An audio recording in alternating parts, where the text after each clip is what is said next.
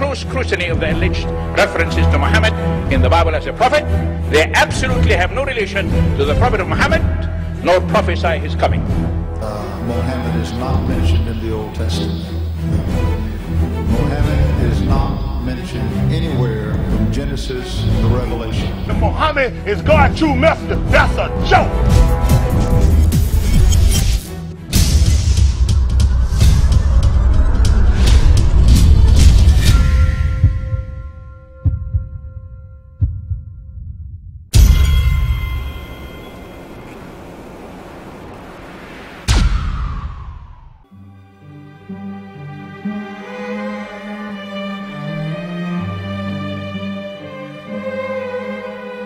Lo, we inspire thee as we inspired Noah and the prophets after him, as we inspired Abraham and Ishmael and Isaac and Jacob and the tribes, and Jesus and Job and Jonah and Aaron and Solomon, and as we imparted unto David the Psalms.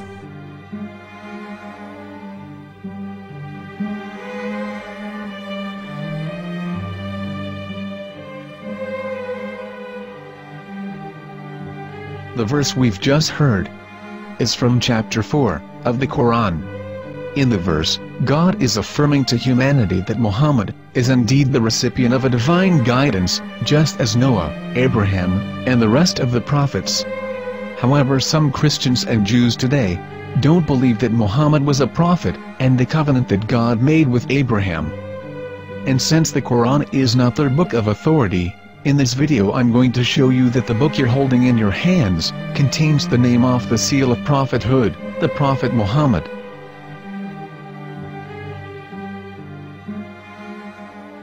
As known, the Old Testament was preserved in the Hebrew language. In the 5th chapter of the Shir HaShirim, which is one of the 5 Megillat or sacred scrolls that are part of the Hebrew Bible, or for short the Song of Solomon, as Christians know it today. That chapter is discussing someone. Jews will say it is discussing Solomon, while Christians will say it is discussing Jesus. Considering this is the Songs of Solomon, it would seem logical that it is discussing Solomon. The verses, describing this mystery man, have the narrator's speech conjugated in the feminine, meaning it is a woman who is describing this man. So it is possible that it is one of Solomon's wives discussing her husband Solomon. However, Christians assert that Jesus is being discussed, and that the chapter is describing a man who was not yet alive at that point. A prophecy.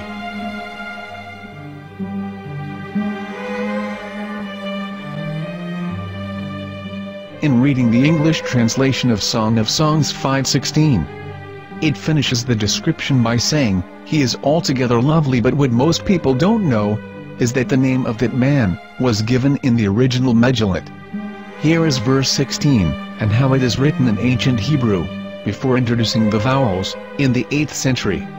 From the Hebrew Bible, on scripturetext.com. Here is the word in question. This word is made of 4 letters. Mem, Het, Mem, Dalet. Now when reading the word as it is written in its original form, with no vowels, it can be read as Muhammad, which is the name of the Muslim prophet, or as Mamad with no A after the H. According to Ben Yehuda's Hebrew English Dictionary, it is correctly pronounced as Muhammad, not Mamad. So how we're going to know for sure if it's pronounced as Muhammad, the Muslim prophet, or as Mamad, a random Hebrew word? The only way is to give the verse to a rabbi and say to him, "Please read." Here is the Song of Songs 5:16, and how it is read by a rabbi from a Hebrew Jewish site. Please notice, the im in Hebrew is a plural of respect. Hiko mamtakim vechullo mahamadim ze dodi vezer'i benot Yerushalayim. Hiko mamtakim וכולו מחמד, מחמד, מחמד, מחמד, מחמד, מחמדים. זה דודי וזה רעי בנות ירושלים.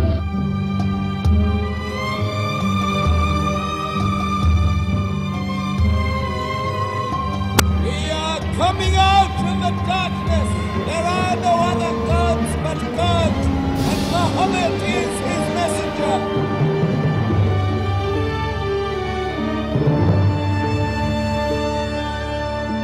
Let the world hear.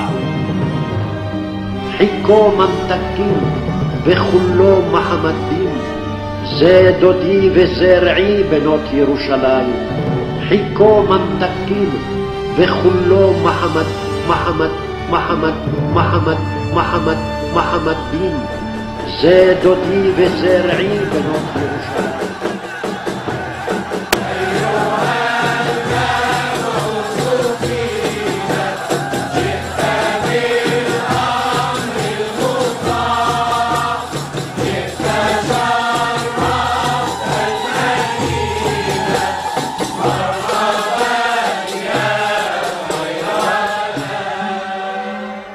Here is the famous SDL translation tool, which includes a professional human translation, as well as an online translation. We're going to copy our Hebrew word of the Song of Songs, directly from the Jewish site. It's the same site, where you can hear the rabbi reading the verse in Hebrew. All links are in the description, so, we're going to copy the word and paste it, and ask, please translate. Are they going to translate the meaning of the name of that person? As the Bible translators did. Which is the praised and the lovely one, or are they going to keep the name as it is? Well, see it yourself. Here is the World Lingo Translator. The result is the same. It's Muhammad. You have no right. You have no right to translate names of people. Anybody. Your name should be retained. Mr. Black is Mr. Black, though he's white. You have no right to translate names of people. But they have been doing that. Muhammad they translated as altogether lovely. But the word Muhammad is there in the Hebrew language. The word Muhammad is there in the Hebrew language.